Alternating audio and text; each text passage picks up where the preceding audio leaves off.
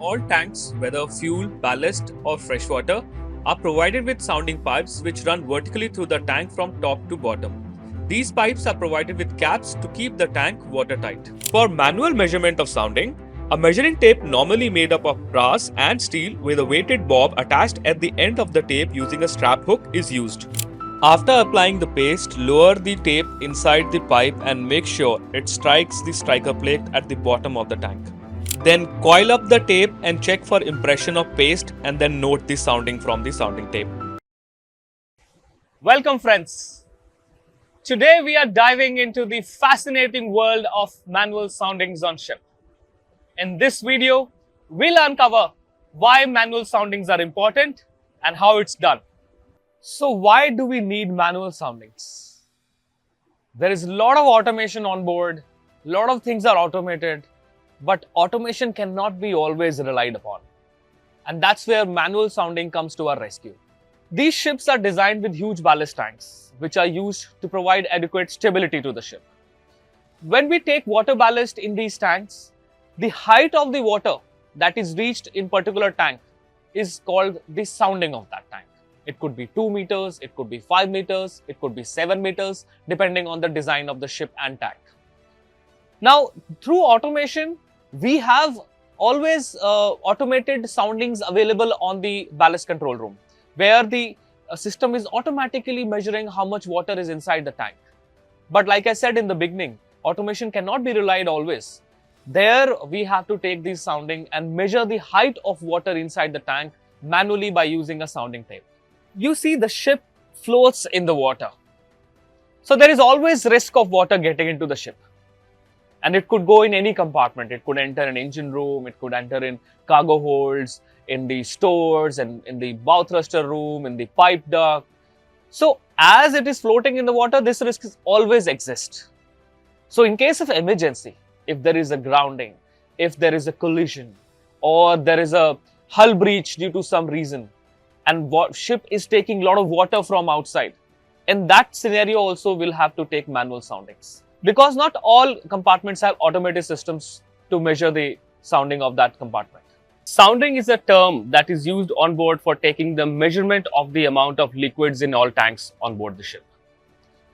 On board ships, it is very important to keep an accurate and updated record of all the fluids in any form. It may be water, it may be fuel, it may be cargo in different tanks of the ship. Manual soundings are taken by ship staff on a regular basis. But there are certain scenarios and certain operations where manual sounding has to be taken without fail. For example, if you are taking fuel on board and you have to calculate how much fuel is already received in tanks, you will have to take manual soundings of those fuel tanks. If you have just received fresh water, to measure the amount of water that you have received, you will need a manual sounding. If the vessel is about to arrive to a port or before departure from the port, ballast tanks need to be manually sounded to have an accurate calculation of the stability of the vessel.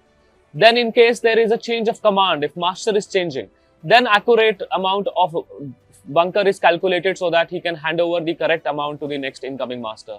Same thing with the chief engineer. If there is chief engineer is changing, he would take accurate manual soundings and hand over correct amount of fuel to the incoming chief engineer.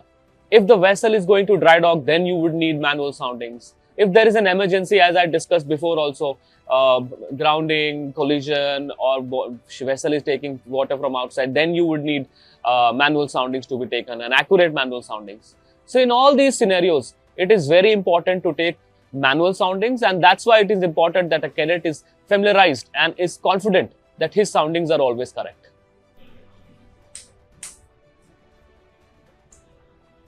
Cadet, our aft peak sounding gauge is not working.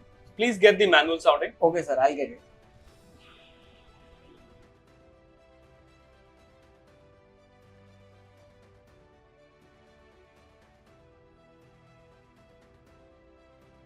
All tanks, whether fuel, ballast or freshwater, are provided with sounding pipes which run vertically through the tank from top to bottom. These pipes are provided with caps to keep the tank watertight. Before you take the sounding, you'll have to remove this cap. For manual measurement of sounding, a measuring tape normally made up of brass and steel with a weighted bob attached at the end of the tape using a strap hook is used. Sounding tape comes in meter or feet metric, with bob is mostly of cylindrical shape and torpedo shape. A stainless steel tip on the brass dip weight prevents wear down. Graduation in millimeter continues on one side of the dip weight to eliminate any blind spots. Generally, the dip weight available for measuring water and similar fluid is approximately 400 grams. Bob weight of 700 grams to 1000 grams are most commonly one for the oil and fats. These are special pastes which are applied on the sounding tape. They are normally available for water sounding and gasoline or diesel oil sounding, as they are transparent in color and difficult to detect in the measuring tape. The paste is applied on the sounding tape, and when it comes in contact with the water or gas oil, it will change its color, indicating the level.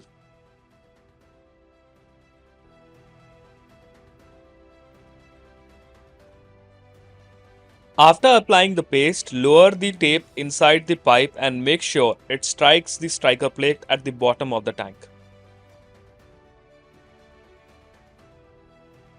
Then coil up the tape and check for impression of paste, and then note the sounding from the sounding tape. To avoid wear down of the sounding tapes, ensure to clean sounding tape after each use, especially post heavy oil fluid tank measurement. Sounding tape to be stored in its drum after cleaning. Tangled or unrolled sounding tape edges tend to wear at a faster rate, which may eventually break. Captain sir, come in. Yes, go ahead. Captain sir, aft peak sounding 2.10 meter. I repeat, 2.10 meter. Alright, you can come back. Okay sir, I'm coming back. And there you have it, folks. The ins and outs of the manual sounding on ships. A practice that safeguards our environment and ships. Thank you for joining me in this educational journey. And until next time, fair winds and following seas.